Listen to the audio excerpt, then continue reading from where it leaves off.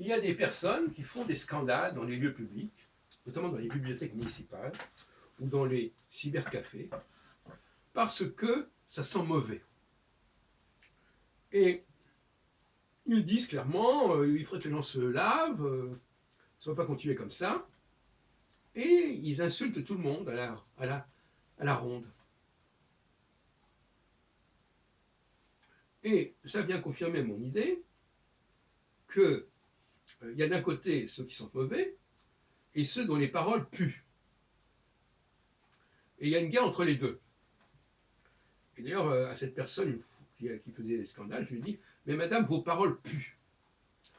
Et bon, ça a quand même arrêté un petit peu son truc. Mais ce qui est intéressant, c'est que la personne, comme par hasard, les gens qui sont les plus sensibles aux odeurs, ce sont ceux qui sont capables de tenir les propos les plus puants.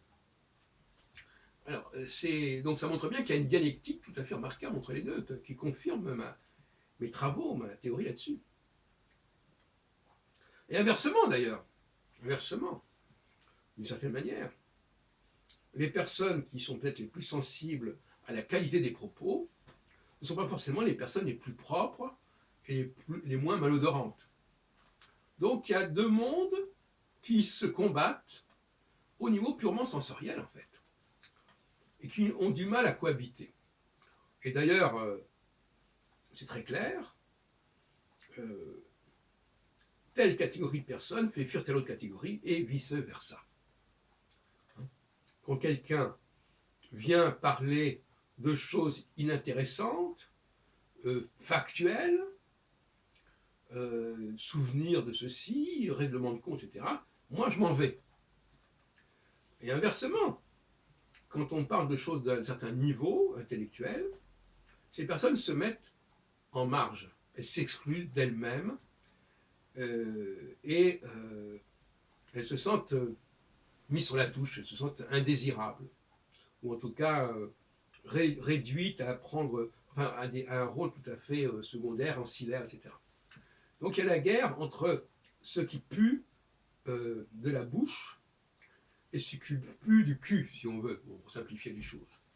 Et je crois qu'il est important de mettre les deux sur le même plan, carrément, y compris dans le domaine du viol. J'en ai déjà parlé.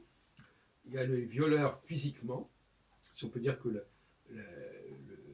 l'odeur est physique, et la parole est mentale.